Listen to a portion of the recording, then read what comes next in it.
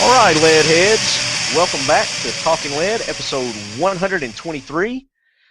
Had an excellent show last week with Andrew from Kalashnikov USA and Casey Griggs, our three-gunner.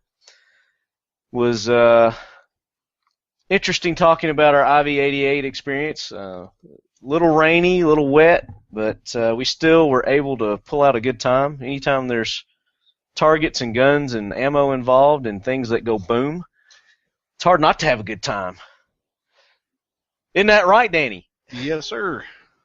So I've got, like I told you guys last week, it's rare that I announce who I'm going to have the next week. You've seen some of the projects I've been posting online with the dipstick coatings, the hydro dipping, and Danny is the man behind my new addiction. Danny Bronson with Dipstick Coatings. Welcome in, buddy. How y'all doing? Oh man, we're making it. I'm trying to tone down my new addiction. I wanna wrap everything now. That happens. So I've done the AR pistol. I did Pepper's birthday present, her AR. I built her with the Mickey Mouse coating, as everybody's seen by now. And she's just a Mickey Mouse fanatic. What can I say? She loves Mickey Mouse. She wanted to put it on her gun, see what it looked like, and I think it turned out okay. I think it looks pretty good. Be honest. You were just trying to get a reaction, get somebody to start arguing with you. Just trying to stir the pot. Exactly. Get some of those libtards to chime in. Bait. Nah, I'm just kidding. The gun looks great, so. Yeah, man, it does. It looks really good. I think probably, and I'll talk it over with her, but maybe I should have used maybe a little darker background just to kind of make it look camo-ishy. I don't know. It looks fine to me, but that's what she likes. She likes Mickey Mouse. She wanted Mickey Mouse on there. Boom, there you go. There you go. Who am I to argue with the missus? Can't do that. There is no arguing. There's no winning. You can argue, but you're not going to win. Yeah, so I did that, and then I've got a shotgun. Danny had sent me another film by surprise. I wasn't expecting. It was a project that I was going to do a little bit later down the road, but I'd made a comment that I thought the giraffe pattern looked cool, and it'd be cool to do something in the giraffe pattern. So my Mossberg 500 is giraffe now. It's a cool-ass pattern, man. I love it. Yeah, it looks really cool on that gun. I mean, the only time it's going to be camoed is if I'm on the back of a giraffe, going all Lone Ranger. Well, hey, let's take a little hunting trip down to Africa. Go to Africa, shoot some giraffes named Cecil, make the headlines. Hey, get your ratings, right? Well, yeah, there's no such thing as bad publicity, is what they say, But no, I mean, I haven't posted pictures of the shotgun yet, but I will post pictures, and I'm sure I will get all kinds of nasty comments about it. But I don't care. A plain gun is a boring gun. You got to add some pizzazz to it, and that's where dipstick coatings come in. I want to say dipstick 123 because that's your website. Dipstick coatings. You've got just tons and tons and tons of patterns, so. I think we're at about 260 or something like that. Oh, good Lord. I don't have enough guns to do all of them. I feel you. On that one. So I got a bunch of mine done, of course. And, but I mean, it's two great addictions that go hand in hand: building firearms and the hydrographics dipping. They complement one another. Yeah, I mean, and you can go any direction with it. You can go hide yourself in the woods. You can get what am I looking for? A digital type of camo. Yeah. Carbon fiber, wood grain. I actually had a real cheap gun that I bought that the stocks were terrible. Instead of sitting there and polishing, sanding down and restaining and all that on the stocks, I just shot a coat of paint on them and dipped them in wood grain, and there you go. You can't really tell the difference. Because all you got to do, I mean, it's really simple. And I started this project. I said I was going to start about a year ago. You had sent me my first kit, and it's taken me that long to finish these 2 AR builds just because I'm a procrastinator. It happened. I'm not really a procrastinator. I just got so much to do. It had to go to the back burner. But I finally got those projects done. I finally got to get to the dipping, which a year ago I had one of those 80% lowers, and I was just practicing on it. And I did my first dipping in my kitchen sink. I didn't really read the instructions, and it was it didn't work. I didn't put the stuff on the metal like you're supposed to make it tacky, so the paint will stick to it, because it was just a naked white AR lower receiver. It hadn't been anodized yet or anything, so the paint didn't stick to it very well. So therefore, when I did the film, it didn't stick to it very well. But then I also didn't do the frame that you're supposed to, the little tape frame, or cut the corners. So it spread out and stretched out.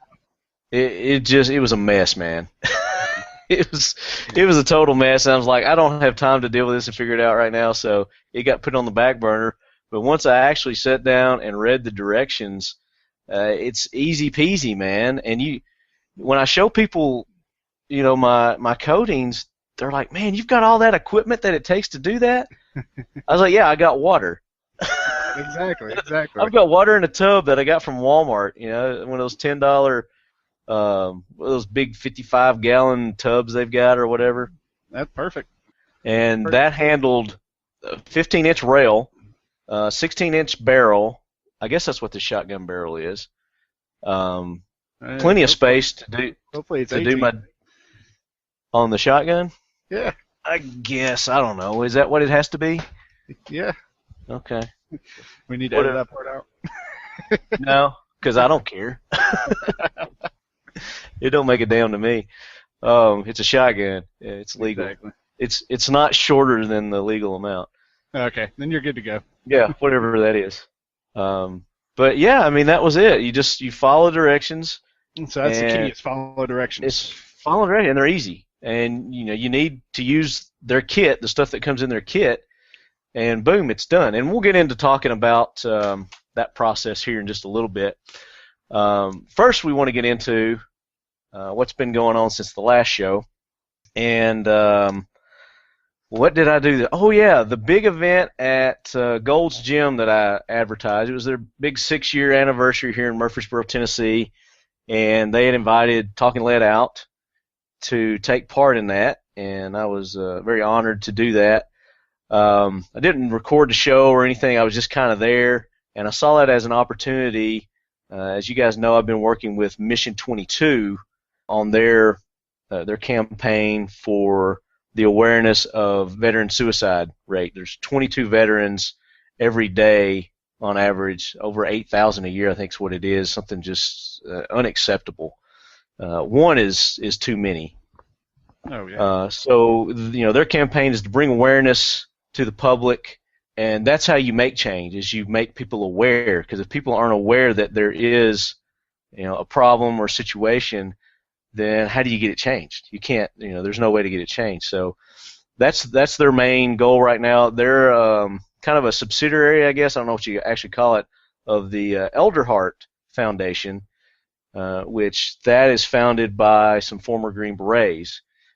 So these guys have struggled with PTSD and traumatic brain injury, firsthand, and they're the ones who came up with this organization and this project, Mission 22. So it was a real honor to meet those guys, Randy and Brian, representatives that came down from Nashville, Indiana, of all places, down to Murfreesboro, Tennessee, for that event, and I mean, they were very well received. It was a big event, and there were hundreds of people there, and I think we got the message out to a lot of people that otherwise weren't familiar with the tragedy with our veterans committing suicide. So looking forward to doing more with those guys in the future also.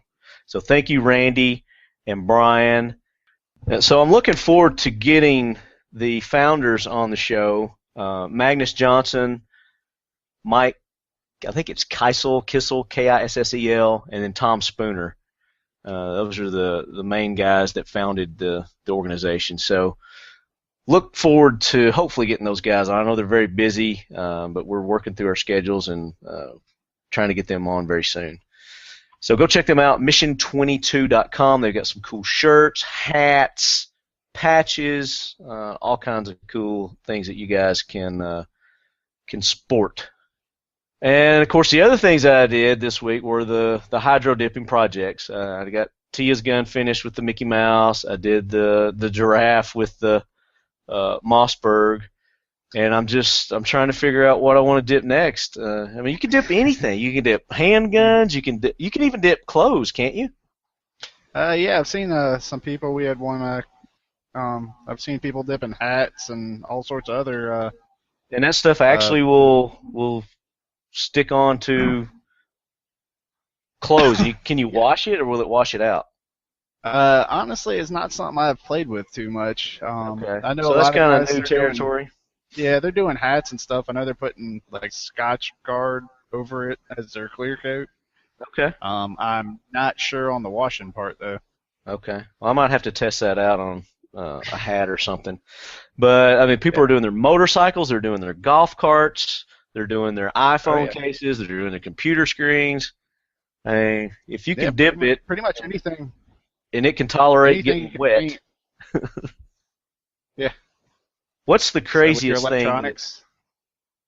Yeah. What's the craziest thing you've seen dipped? Probably our last contest winner was the brawl. That was pretty fun. I mean, so we all had to make our jokes with him about stealing his wife's brawl and take a picture of his wife now and stuff like that. And hoping that it's his wife's brawl, But yeah, that ain't my brawl. Whose brawl is that?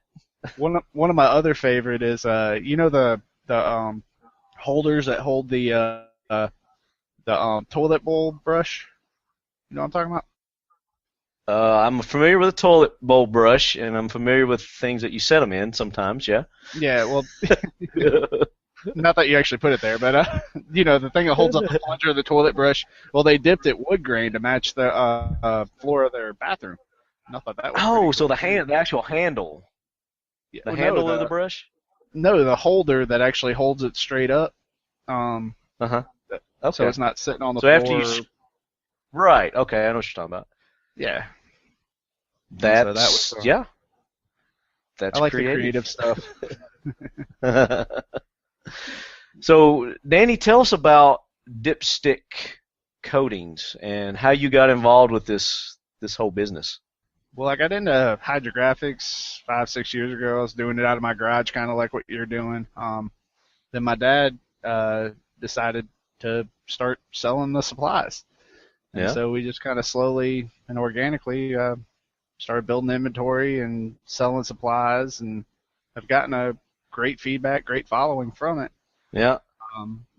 We're very open. People, call us all the time for tech support and spend a good part of the day on the phone. Yeah. Talking to people and. I can't imagine if they follow directions. What else? What do they need to know?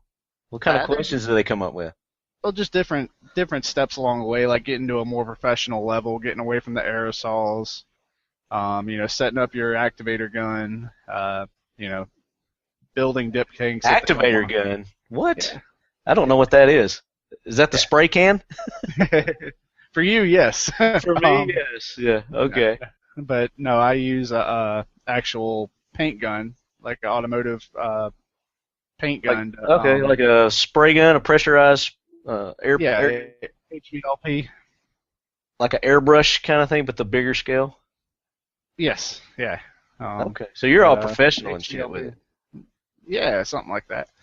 We try to be. So let's talk about the process of hydro dipping. So step by step, let's say I'm dipping my Glock, because I'm seriously considering about dipping my Glock in something. I don't know what yet. I got you.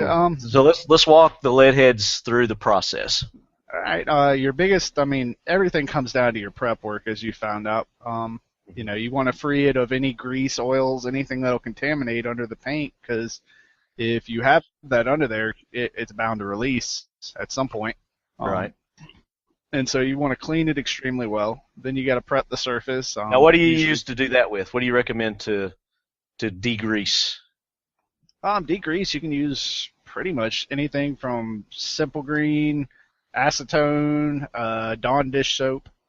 You just want it free of all contaminants, or the best you can, at least. Now, you also don't want to damage your finish on your gun underneath either. So, is any of that stuff going to be adverse to the metal on the gun or the plastic on the gun?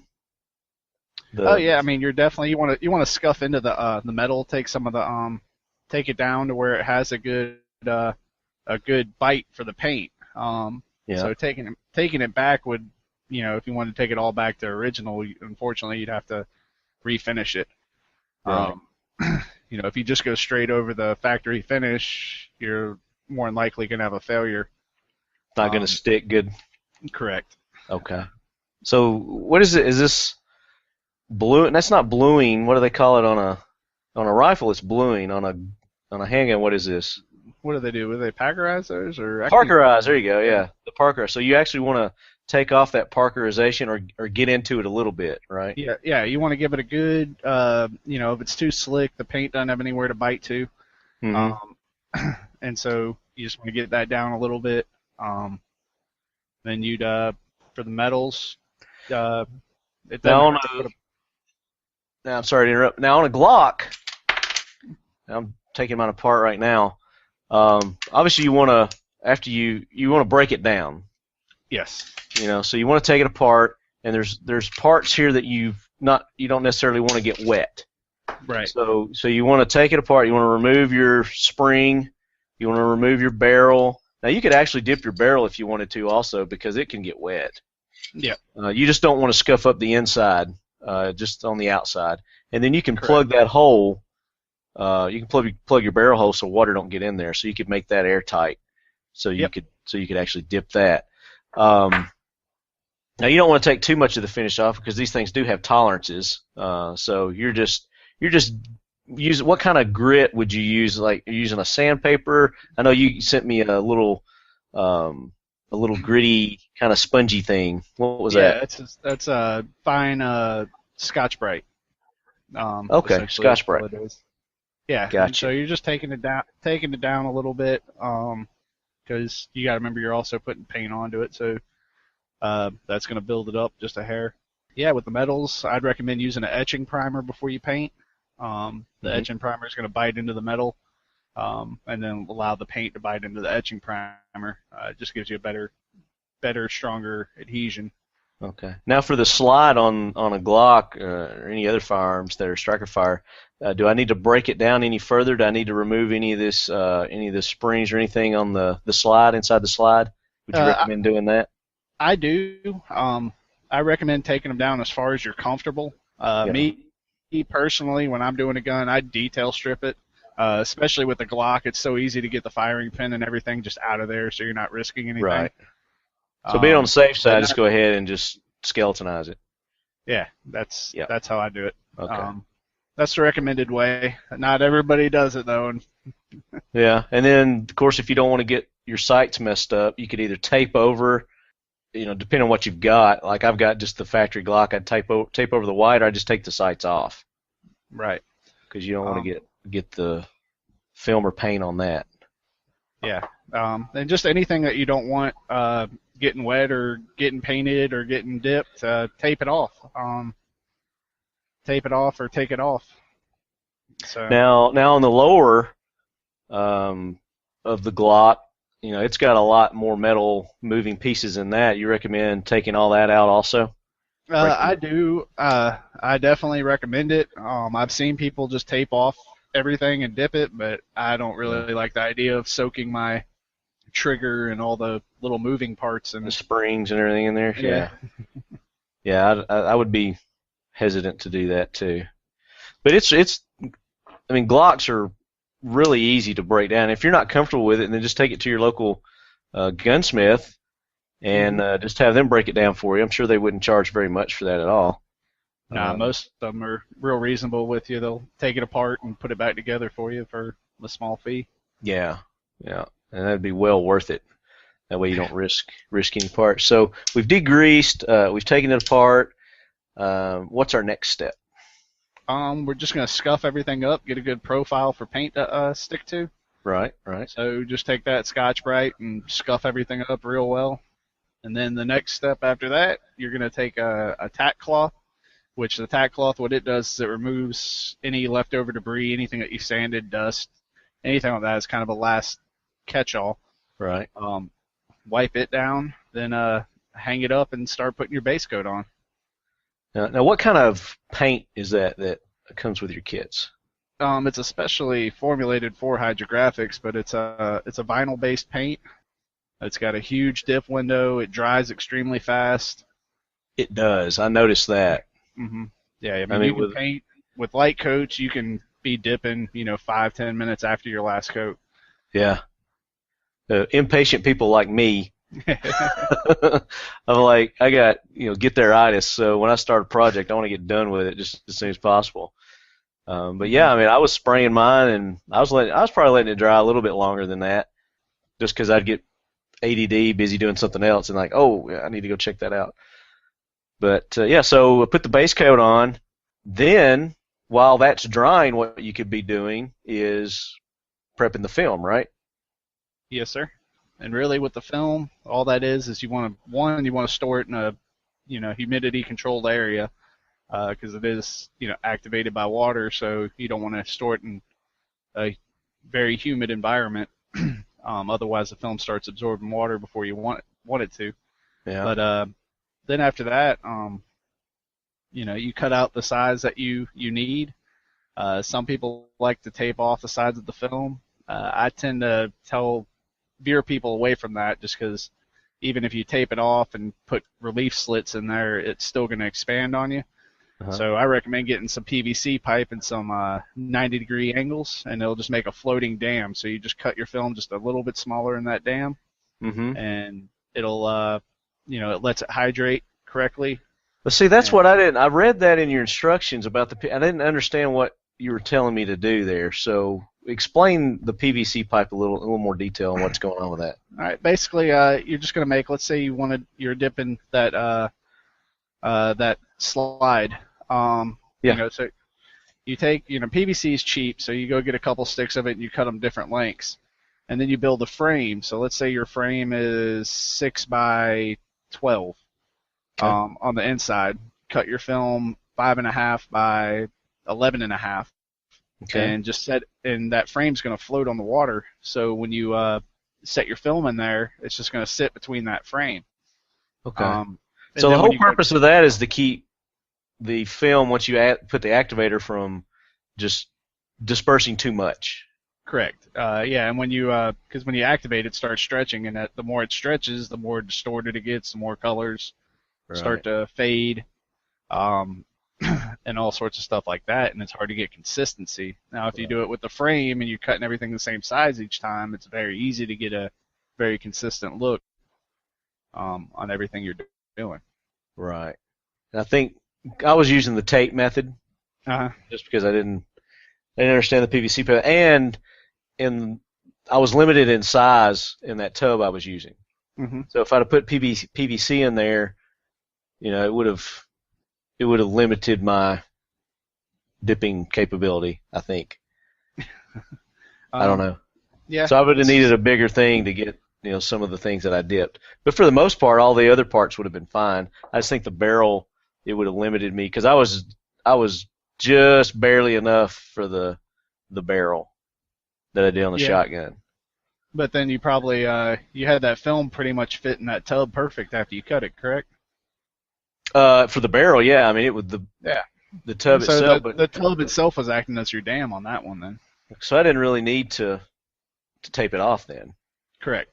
Yeah. Okay. All right. Well, I learned something there. That's going to help me on my next project then. All right, so you're at 2 steps. First, you learned to read the directions, and now you learned to.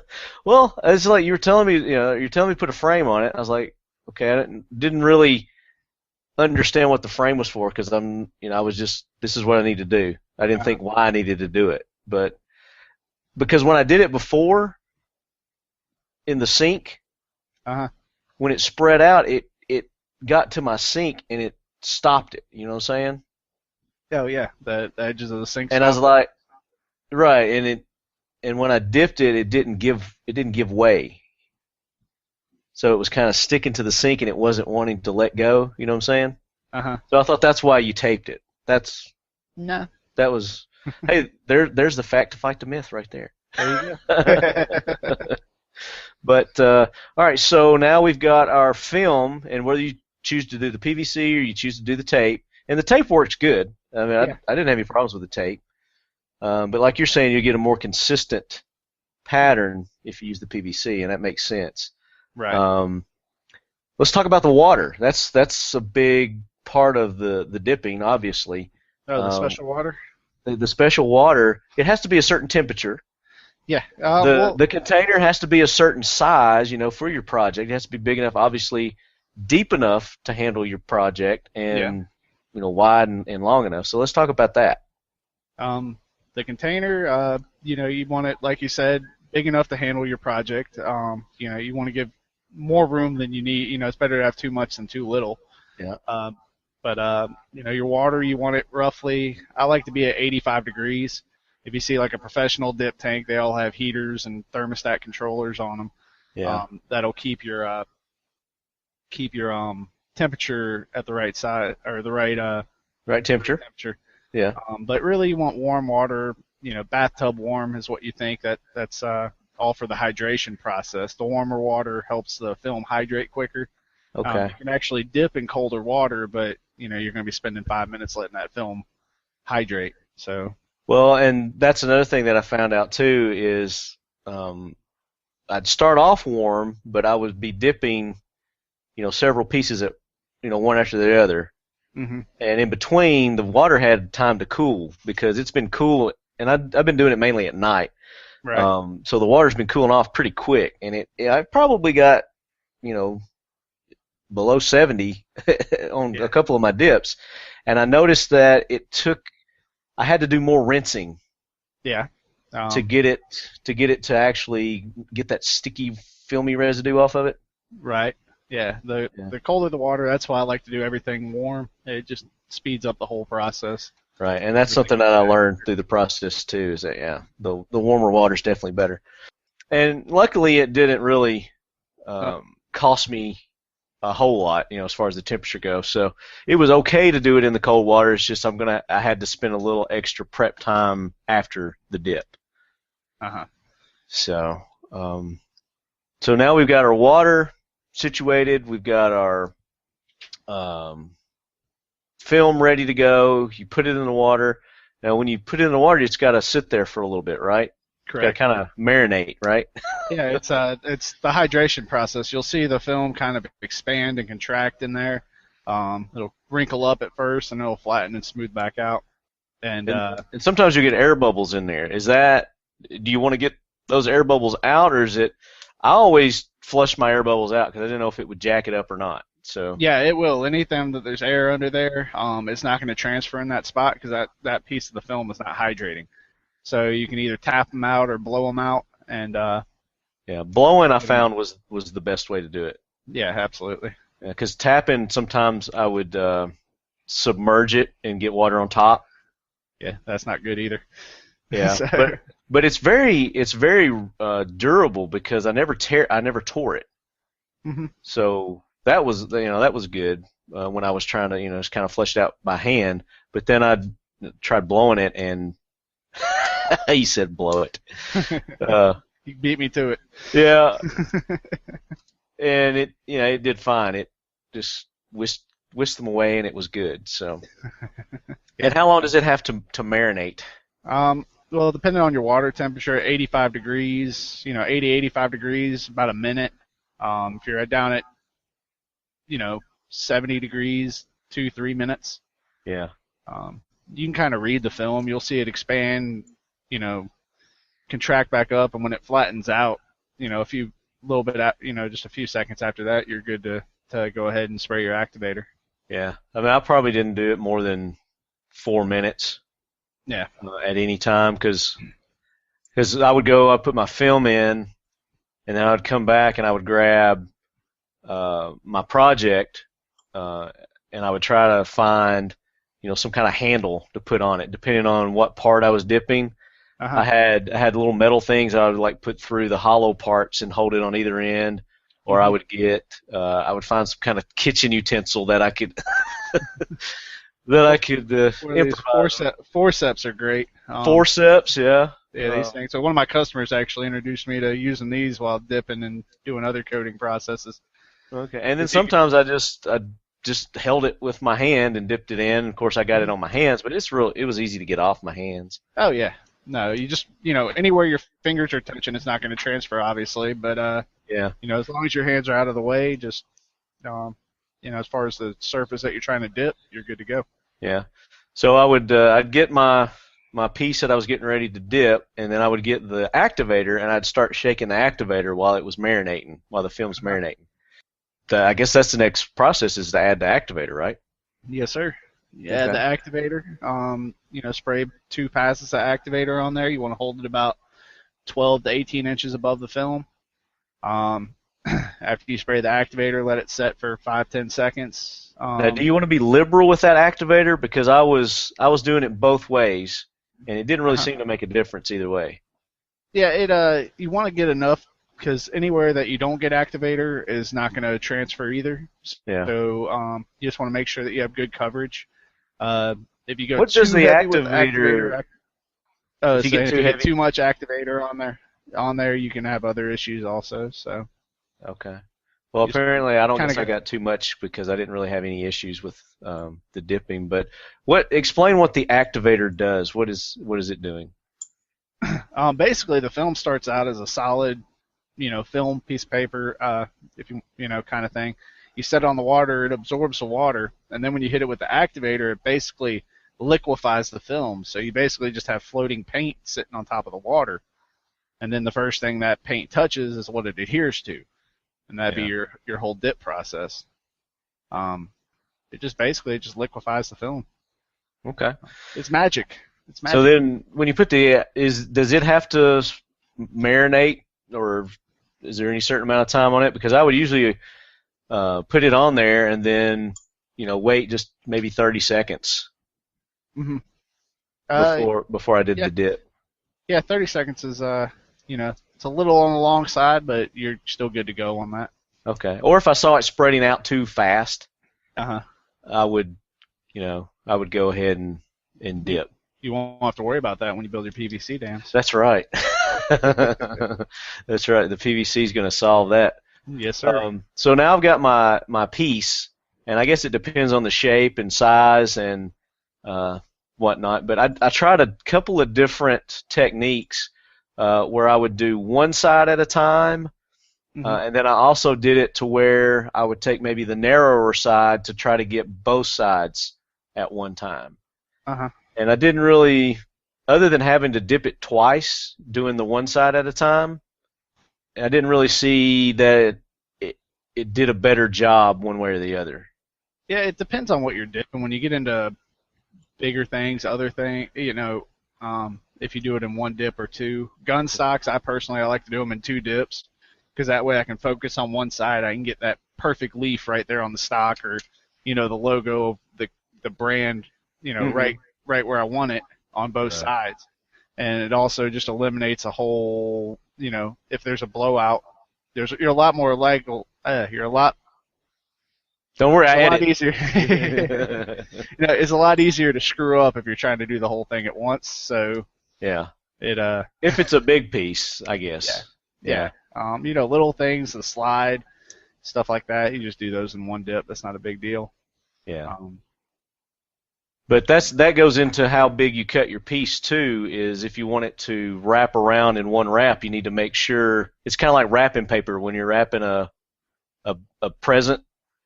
It's got to be able. You got to cut in a big enough piece that's going to go all in one Oh, absolutely, one absolutely. thing, and It's a good it's way the to look same. at it. And you got to take into consideration all the curves and nooks and crannies too, I'm because stealing that it'll analogy. do it, man. But That's free. That's free to you. free, sweet, no royalties. No royalties. That's right, baby. But yeah, I guess it's just personal preference on how you want to do it, or like if you're trying to accomplish a certain placement of a image from the dip, then it Right. would depend on how you go in. Now you recommend going in instead of just dropping it straight in at an angle. Yes, that's the eliminate trapped air, because if there's trapped air, you're not going to get a transfer. So you go at about a 30-degree angle and kind of push into the film, Hmm. and that'll get you, better coverage. You won't have air pockets in there. Now, do you push straight down at a 30-degree angle, or are you moving it Moving forward into the film. forward into? Okay, Yeah, you want to keep up with the inks. gotcha. And that's the way I was doing it on the bigger one. Now the smaller ones, of course, they get done quicker and it doesn't feel like you're moving forward. But so that's what it is. So now when you're dipping it, you take it down and you got to shake it. Mm-hmm. Yeah, it's just to get all the excess film stuff attached to it, just get it off and get the stuff that's floating on the surface out of the way. Pull it back up. Which really, once it's wet, nothing's going to stick to it. So you could just go down. You don't even have to shake it. You could pull back up if you really wanted to. I just like clearing stuff out of the way. I'm cheap and lazy, so what I was trying to do on some of them, because as I was dipping it, I noticed that there was still a lot of film left, and I would try not to mess up that area over there that wasn't adhering, and I would kind of like try to take it under it and over it and around it. And then come back and use that other film for a smaller piece. If it works. Sometimes it worked, sometimes it didn't, because I would get the and that happened when I did Alpha Tango. I learned that with Alpha Tango is I got more consistent patterns when I would just dip it and not try to double dip. There you go, double dip. Don't double dip. Yeah, just try to focus on your one piece. That's the other reason I like to, even focus on half the piece at a time. Right. Now I was able to do that with a grip and a dust cover. I was able to get 2 dips out of one sheet of film. Yeah, and you could just use 2 hands with those and just, go both at one time. I actually used a paper clip, undid a paper clip for the dust cover, stuck it in those holes, and used that. That works. To dip it in, and then the grip, actually used like those little pot holders that have the little prongs on the side that you squeeze and you put in the holes, those camping pot holders. Yeah. I actually use one of those in my grip and use that to dip. So hey, if it works, it works. I was experimenting with all kinds of kitchen utensils. all my kitchen utensils are dipped now too. Oh, very nice. I'm sure the woman's happy about that. Well, it was the discarded ones, Ah, okay. Yeah. You're smarter than me then. Yes. I wouldn't say that, no. So now we've got it dipped, we've got it shaken off, we're bringing it back up. Next process is the rinse. The rinse. And basically what happens is after you dip, you have a leftover PVA on the objects. It's a slimy feel. It kind of feels like when you're cleaning a deer, kind of feels like that slimy residue on there. And you know what I likened it to? Is if you ever been to the lake and that the algae? The algae, yeah, it's like algae. It's like thick algae on the rock. Yep. And so you want to rinse all that off. And basically, if you leave that on there, you're going to have a hard time clear coating.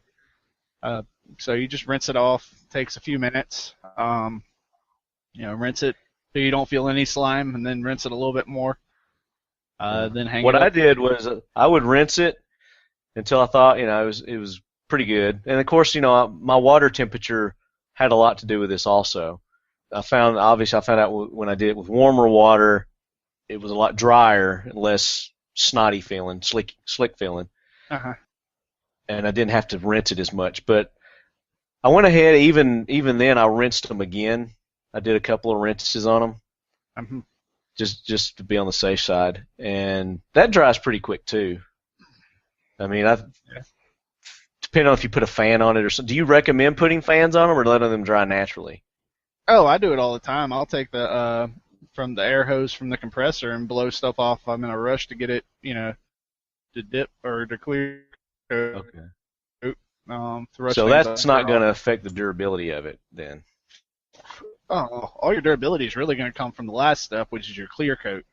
Okay, which is the step that we're at now. After you let it dry, you're going to put the clear coat on. Okay. Yep, let it dry thoroughly, then you're going to clear coat it. 2-3 coats of clear.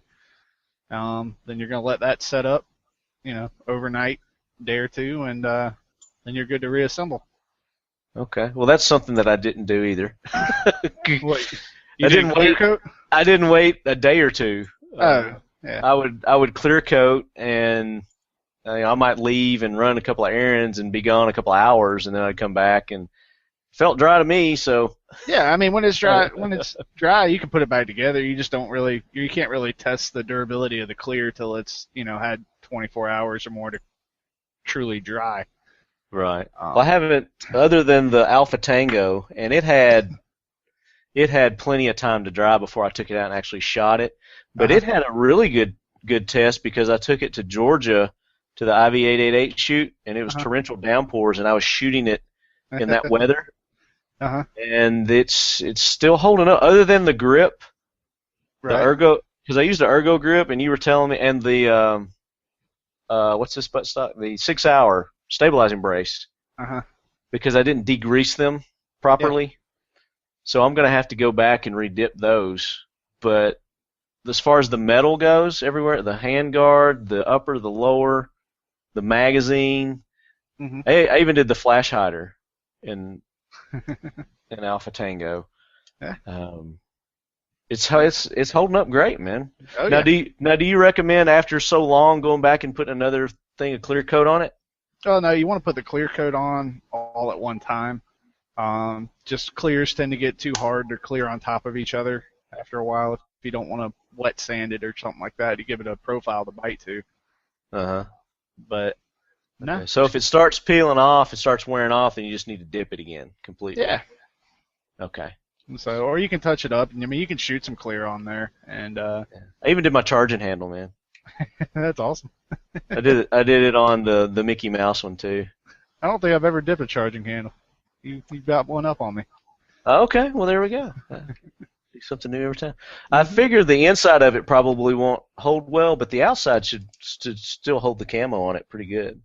Yeah, and that's I mean, you were just using rattle can clear as well, which isn't going to be as strong as a 2K clear or a Duracoat or Cerakote clear, but so I could use that on this after I get done. I could use one of those clear coats. Yeah, absolutely. And those would be a little more durable. Yeah. Okay. I use on anything I send out the door for customers. It's always either 2K or something that's an industrial strength. Versus the rattle can, it's just a one part. There's no hardeners in it. It doesn't get nearly as hard. There's not as much protection with it. I got you. Okay.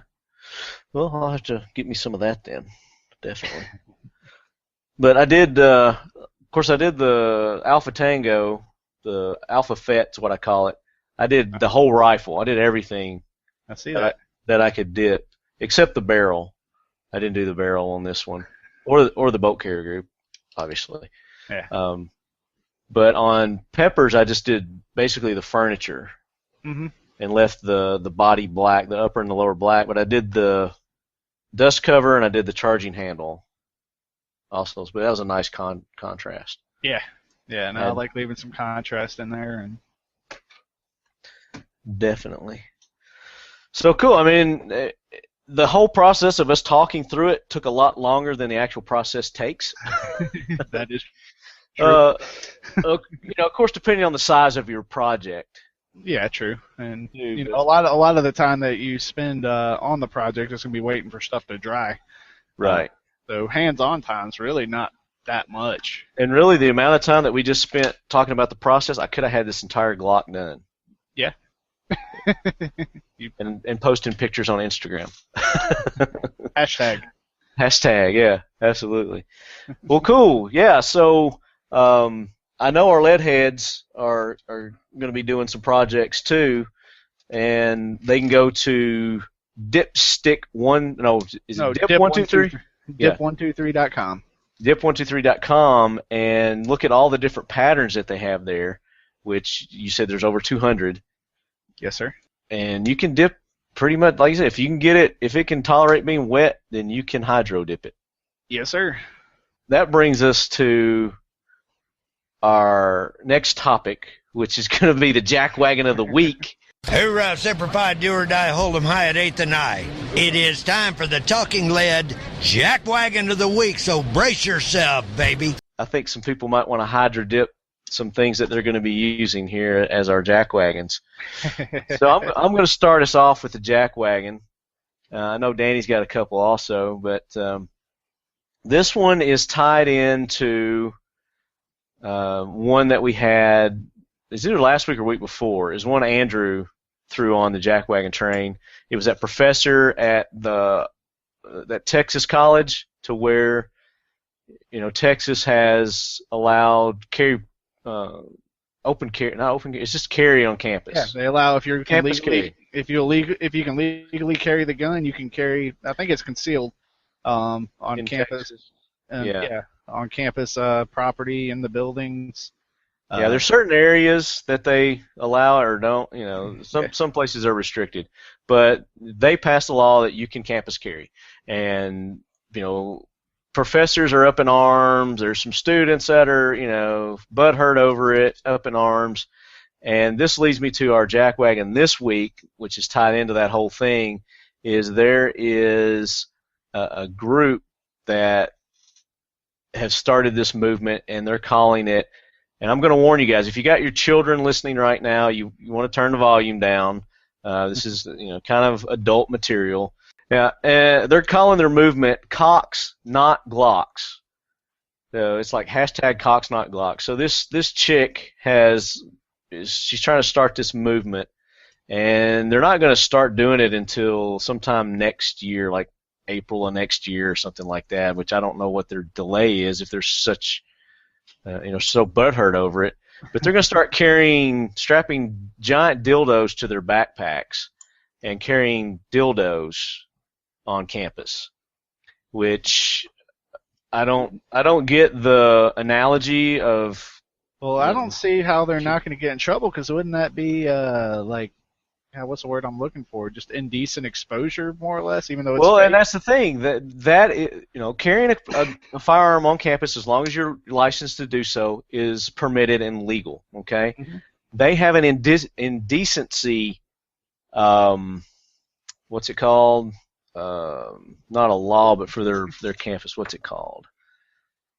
Obscenity. They have an obscenity policy. It's a policy. Yeah. On campus that no person or organization will distribute or display on campus any writing or visual image or engage in any public performance that is obscene. And it goes on probably with some more. As defined in Texas Penal Code, this is an actual Texas Penal Code, Section 43.21 or successor provisions. So there's actually a law against people doing that on campus. So they're wanting to break the law to protest something that's legal, with dildos no less. And the reasoning behind this is, so this chick, her name's Jen, says the concept for the events, which will take place August 2016, when the bill goes into effect, began as a reaction to the recent spat of campus shootings. Spat. That's. I felt a lot of frustration. Obviously, she's got some frustration. And she has to carry her dildo. She's killed her dildo. At those who were still trying to explain away or make excuses for this repeated pattern of violence, and said to myself, man, these people are such dildos. Jen tells USA Today College, I couldn't believe that people could still sit there and defend their own personal gun ownership while watching families mourn the loss of their children. I don't see how they could not be even more justified by doing it because of that. But according to Jen, large plastic phalluses were the chosen item of protestation. Their chosen item to protest because it is just plain funny. So she thinks this is a joke. She hopes this will foster commentary on what is or isn't obscene because she thinks firearms are obscene. While spotlighting the masturbatory nature of the power which people derive from gun ownership. Okay. There's a lot of arguing going on, but the consensus is we're all just trying to not get killed, Jen says. Wow. I mean, could this person be any more misinformed and idiotic? I'm just still trying to find the connection on carrying a dildo. I don't either. So let's see. I need this proliferation of dildos to offer people a visual representation of what it would be like if we all carried guns. I'm still not getting it, Jen. Okay, so how does carrying a dildo liken to carrying your firearm? It should look ridiculous to you. Okay, so carrying a firearm should look ridiculous. Why is that? Just makes her look slutty. That is her point. This is America. If guns and bloodshed don't wake people up, a public celebration of sexuality may just do the trick. Really? That's just... Wow. I'm at a loss, man. I cannot bring my mentality down to this level to even try to understand this, man. Yeah, that's I don't know. I'm not getting it. So if she's trying to liken dildos to guns, so shouldn't dildos be regulated by the government just like firearms are then? So if they're a background check, if they're less than 16 inches, then you got to go through the NFA. If it doesn't have a buttstock on it, or would it be considered a pistol at that point? If it uses batteries, wouldn't that be automatic? It'd be full auto then instead of a semi-auto, and then thus you would need additional taxation and regulation on top of that, and a 6 month period. And then I guess the black ones are going to be scarier than the other ones. So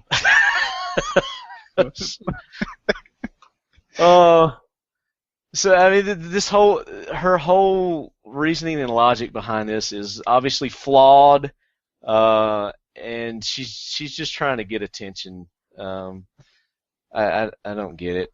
So I mean, what they're going to do? Actually, you know what? She made another comment. Let me. It was ridiculous too. The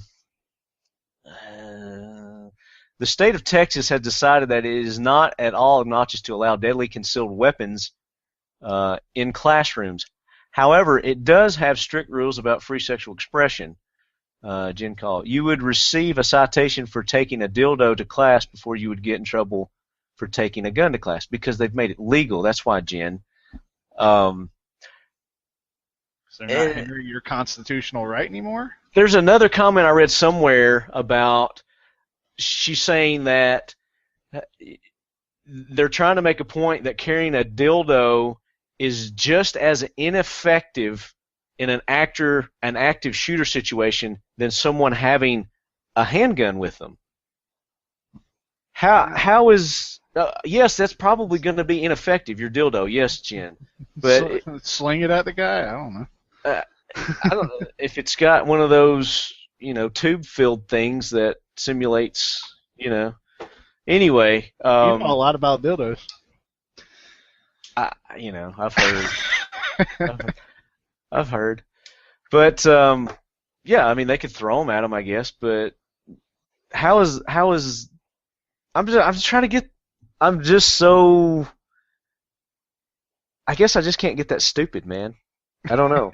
I mean, I'm not the smartest man in the world, but I do have some common sense and some logic. If I've got a firearm and I'm being shot at least I've got, a fighting chance to save myself and save others. And again, these are licensed carriers, and on this show we always push and promote. You want to get trained. You got to get trained on how to use your firearm. You got to know when to use it, when not to use it. Active shooter situations when lives are being taken.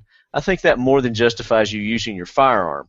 Absolutely. Versus a shoplifter at Home Depot, unarmed shoplifter that's just running away with inconsequential material items does not justify you drawing down and shooting an individual, which was our Jackwagon last week also. Mm-hmm. And a follow-up on that story is that person, I think they're looking into prosecuting her on that story. But, yeah, so, I mean, this whole movement that this chick has come up with is preposterous, ludicrous, and she deserves a big O seat on the Jackwagon train. Yeah, I should send her a dip kit so she can dip her dildo. Well, and that's what I was getting to. So you can even, you can hydro dip your dildos there, chicks. I've actually seen it done. Have you really? Okay. Yeah, there's one guy posted it. It was pretty funny. And he didn't win the contest over the bra. Okay. That wasn't on that contest. It was. No, wait a minute. You said it was a guy that did it?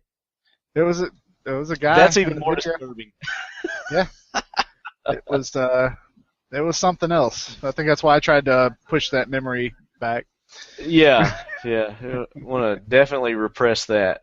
But yeah, enough about dildos. Who's your Jackwagon this week, Danny?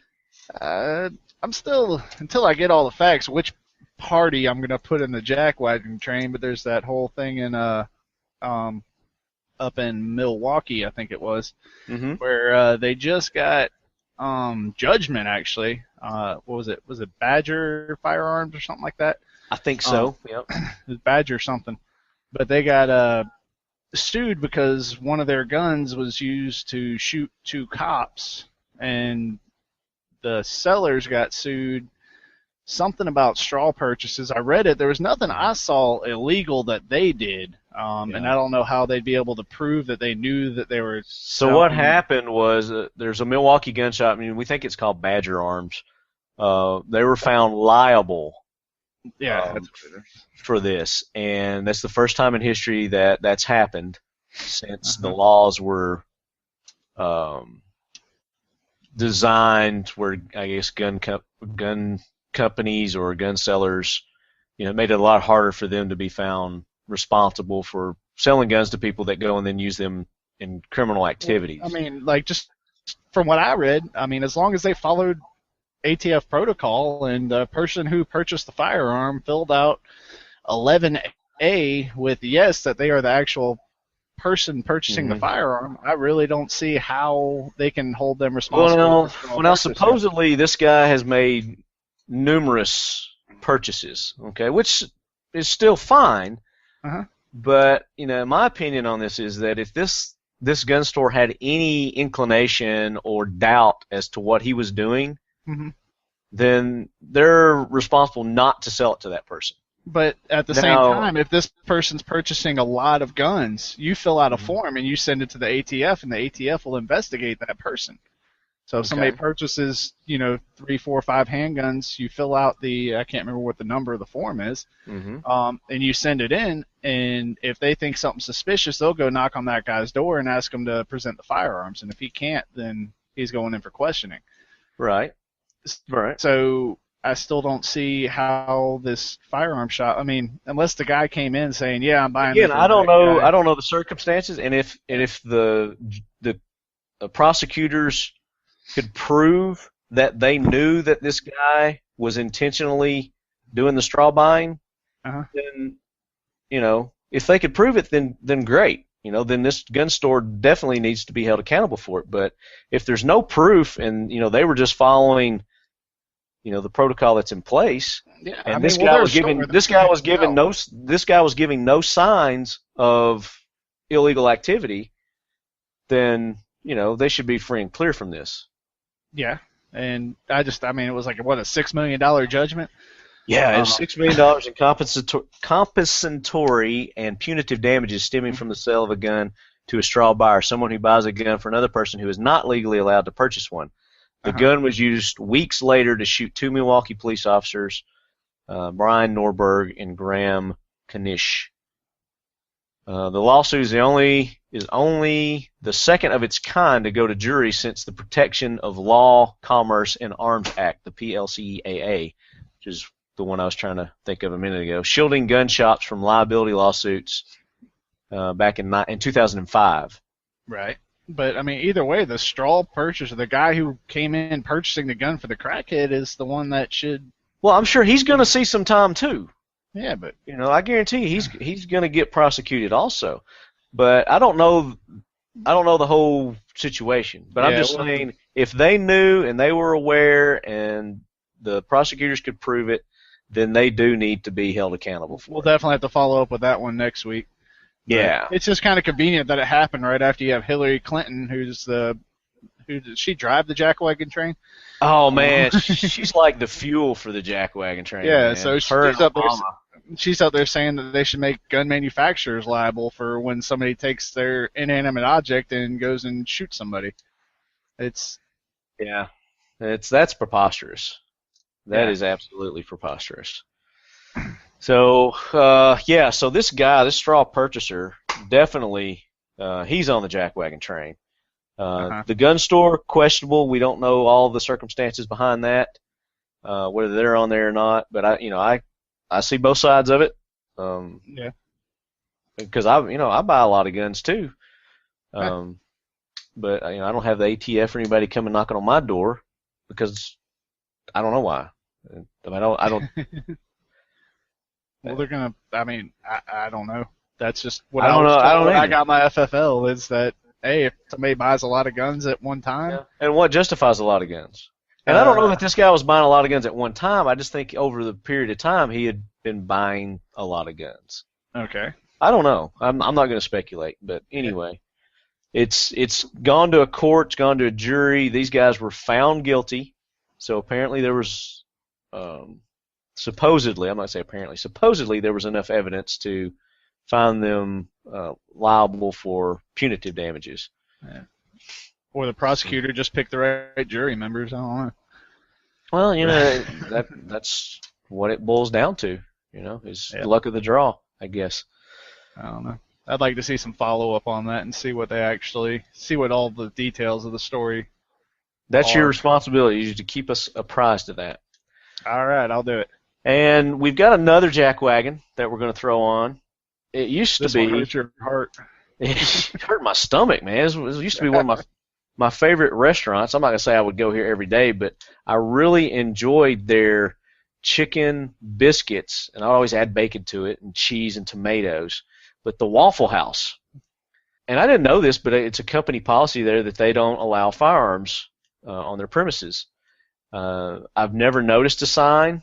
I just haven't noticed it, and I carry in Waffle House all the time. And I've been with people who have open carried in Waffle House, and they've never said a word. They welcomed us, no issues, no problems. So I wasn't aware that they had that policy, but there was a incident in South Carolina, Charleston, South Carolina, where they were robbed at gunpoint. I'm trying to find a story. So their October gun policy is right. So it didn't stop the robber from carrying in there and stealing. He stole the whole cash register. So apparently this guy went in, he robbed him. He took the whole cash register. He's like, just give me the whole cash register. I'll sort it out later. Yeah. And he's running out the door, and just so happens there's a security guard who's off duty out in the parking lot. And he confronts the alleged robber, and supposedly I think when you have a cash register in your hand, it's not really alleged. And a gun. Cash register and a gun. Well, it's got to be proved in a that's true. court, But anyway, this guy, this security officer confronted him, asked him to cease and desist, and the guy pulled his gun on him and fired at him. So in self-defense, and again, I wasn't there. I don't know all the details exactly, but this is what I've read. He shot the bank robber in the abdomen, and he died from his wounds. And then all the people in the restaurant were hailing this guy as a hero. Mm-hmm. You know, very thankful that he did what he did, intervened, and put down the armed robber who was trying to take his life. So Waffle House comes out with a statement basically ignoring this guy, basically just chastising him for what he did, and still upholding their no gun policy. But he was Staunch. outside. He was outside in there. They should be giving him free Waffle House for life. Well, I don't know how Waffle Houses operate, if they're franchises or what, but I guarantee you the waitresses and people there probably are. But if I'm him, I'm not going to be going to Waffle House anymore. Screw them. No. And I'm not. I'm not going to Waffle House anymore because of this. Waffle House, let's see, their statement is, we are very fortunate that no associate or customer were harmed in this tragic incident. It is Waffle House Incorporated policy. And I don't know what's wrong with this person who wrote this story's problem with the English language, but I'm reading it just like they have it. It is Waffle House's policy not to allow firearms with the exception of law enforcement officers, including security guards. It is our understanding that the customer involved was an off-duty security guard who was carrying his firearm, and the incident occurred outside the restaurant.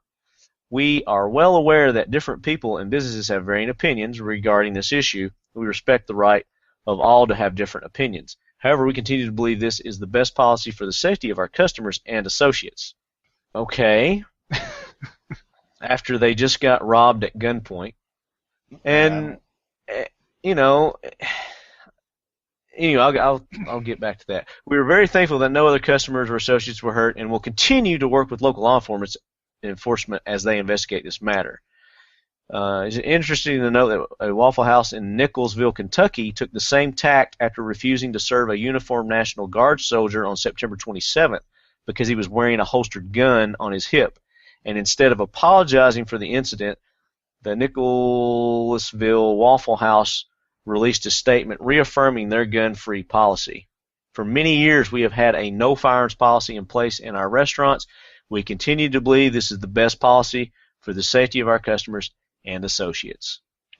So, welcome to the Jackwagon train, Waffle House. It's been proven time and time again that gun-free zones are going to be the targets of people who will not obey your no firearms policy and take advantage of you, your resources, your cash registers, your customers, and your employees.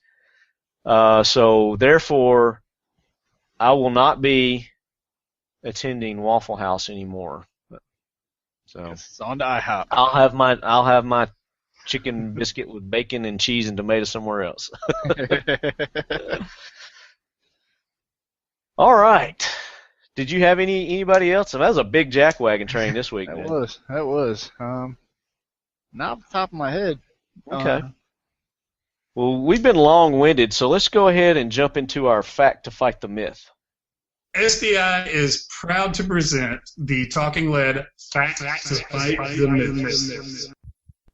So I've got a fact to fight the myth, and it has to do with hydro dipping. And I kind of touched on it during our discussion earlier, and it goes back to you got to have all this professional equipment to be able to hydro dip.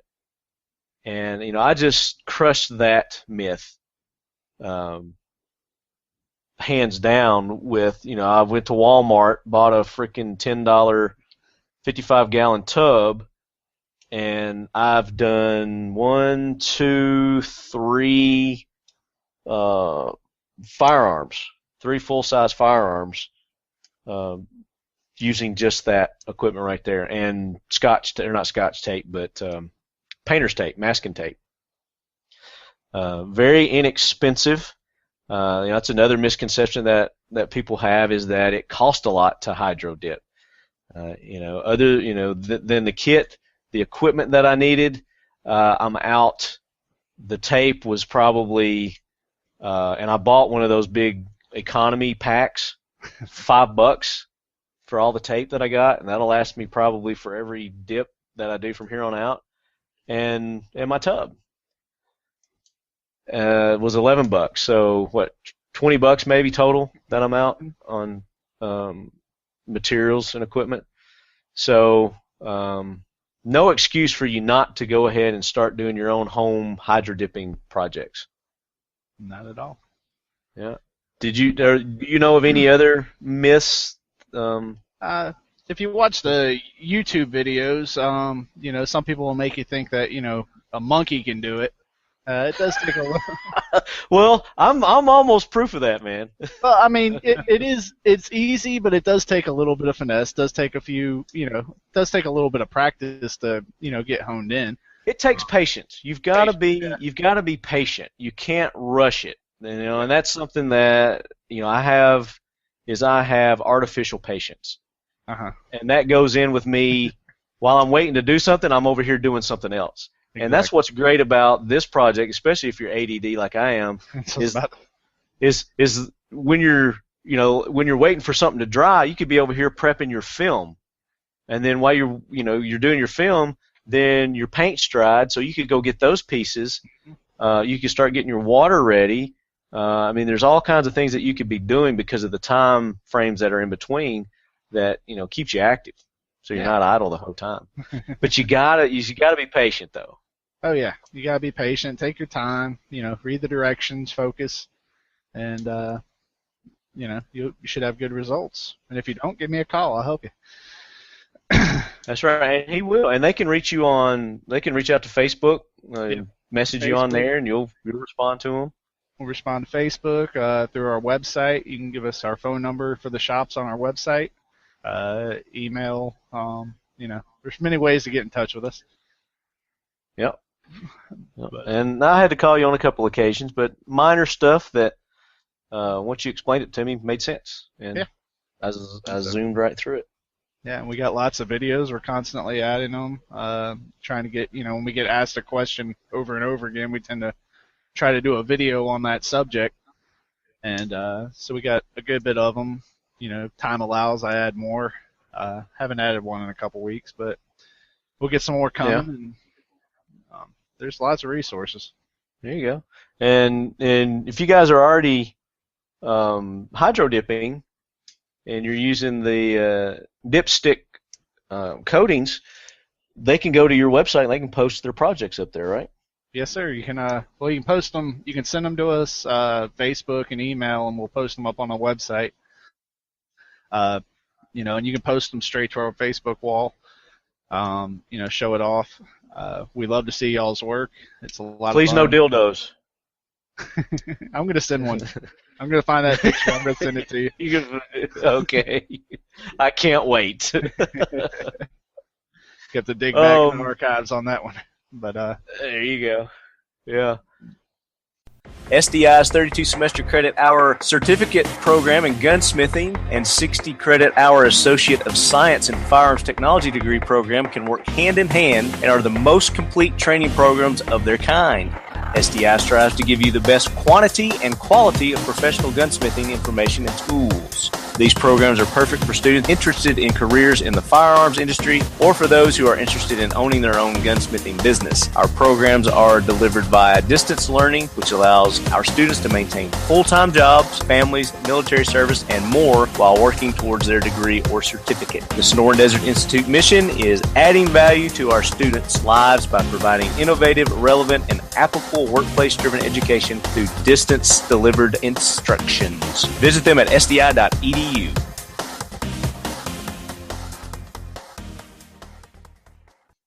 So that's going to bring us to our trivia question. And last week's trivia question was surrounded around the video that I did with Casey Griggs at the Brownells 3-gun competition where he was at a shotgun stage. And the question was, how many shots did he fire during that stage? And the official word is not in yet because Casey Griggs is going to be the official word. But we're getting differing answers to it. And I've gone through it a couple of times, and I get the same number every time. So I'm going to push this contest, the winner of this contest, back another week. So you guys, and if you've already answered, that's your answer. I'm going to let you change your answer. So you're locked in at whatever you first put it in. But I'll give people a little bit longer on this one to get the right answer until Casey gets back with me and gives me the official how many shots were fired. And the winner of that's going to get, like we said before, some swag from the IV888 YouTube shoot range day. So that one's in limbo. Sorry to make you guys wait, but hey, I want to be fair about this. So we'll go ahead and we'll do another trivia question with Danny. And Danny, what is our trivia question this week? Trivia question is, how much is the basic dip kit?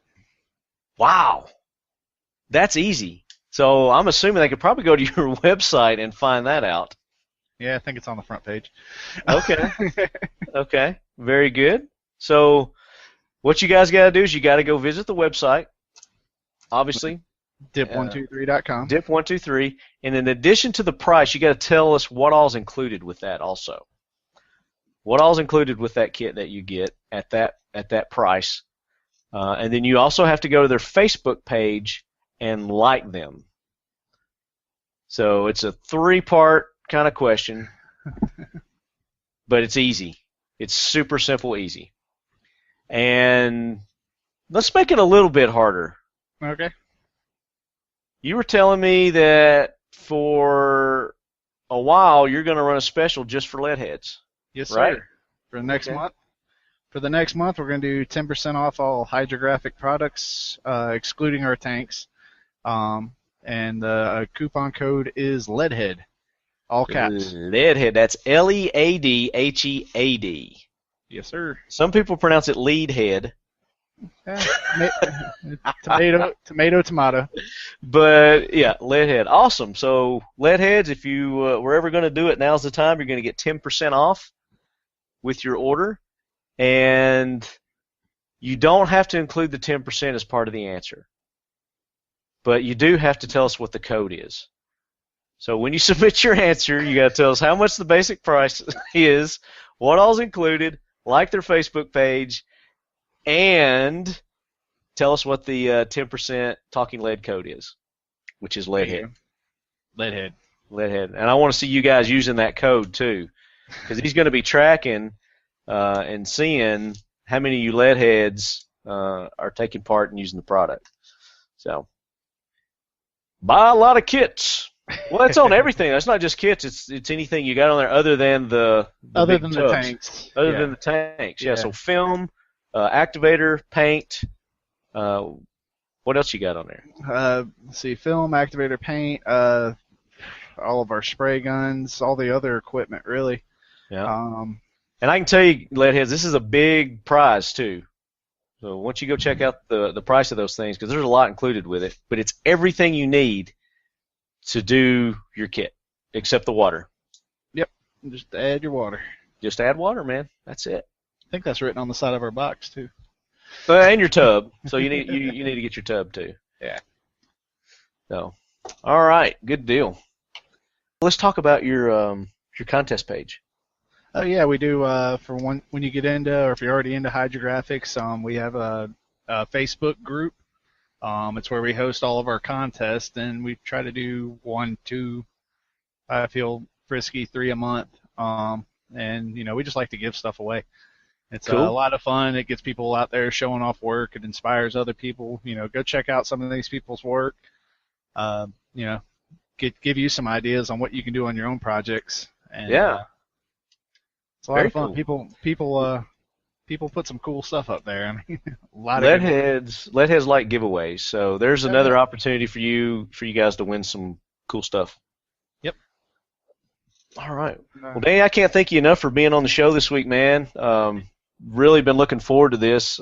I hated that I procrastinated so long in doing it, but then I really don't, because now I'm addicted again. So I've got just another freaking addiction. But there you go. you can't have too many hobbies, you know. No, not at all. Like, I need one more thing to do. I've got a year's worth of video that I still need to go through and edit. Oh my gosh. What, you still on SHOT Show video? For everything. Man, I think I've got all the SHOT Show videos done now. But from that shoot I did with Asymmetric Technologies, that machine gun shoot, I've got, several videos that I can release from that. I've got Sub 2000 videos. I've got the Iraq Veteran videos. I've got the Gold's Gym videos that I just did, anniversary with Mission 22. The Trigicon, the Brown L's 3-gun competition. I've got tons of video. There's just not enough of me to go around, man. Yeah. You do any video? You do any video editing, man? I tinker with it. Okay. You need some help with something? Send it on. Don't tell me that, because I will send it to you. I'll send it to me, but I'm a procrastinator too, so we'll see. I had a little college intern that was doing some stuff for me, but he was slower than me. While I was waiting on him, I went ahead and knocked out 3 videos that he was supposed to be working on, and I was like, sorry, dude. I just need to get another intern. Yeah. The price is weird on those. Yeah, exactly. Well, all right, man. Leadheads, make sure you go check out Dip 123 and get all your hydro dipping materials and supplies from Danny. And be sure to use that Leadhead code to get your 10% off. And I'll be posting that on the Facebook as well. Awesome. And as always, Leadheads, keep your loved ones close. And your dip guns closer. There you go.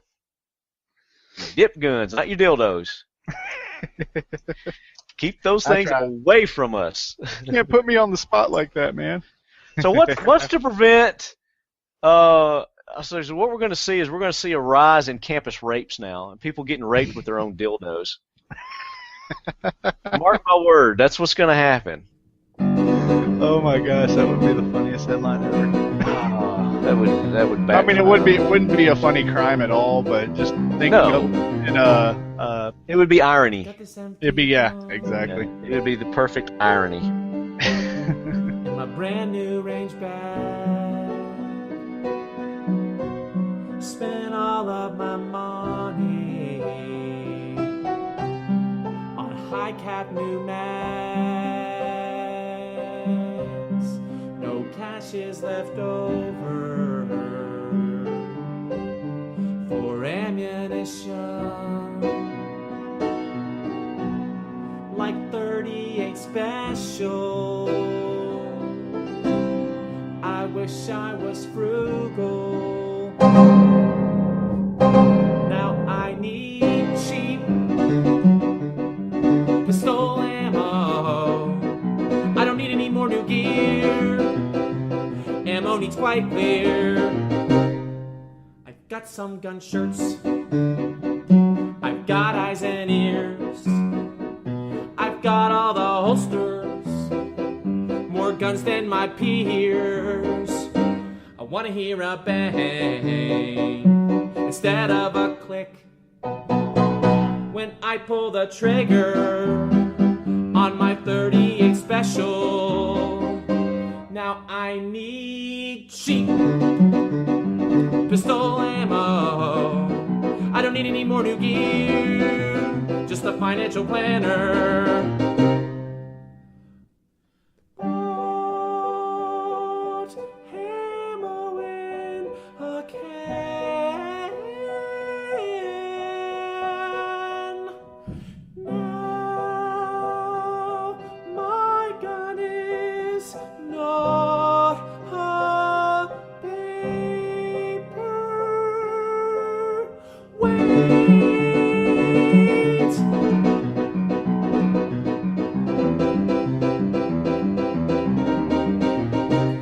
Just bought 380, bought 9mm too. I was very thankful They had 38 special.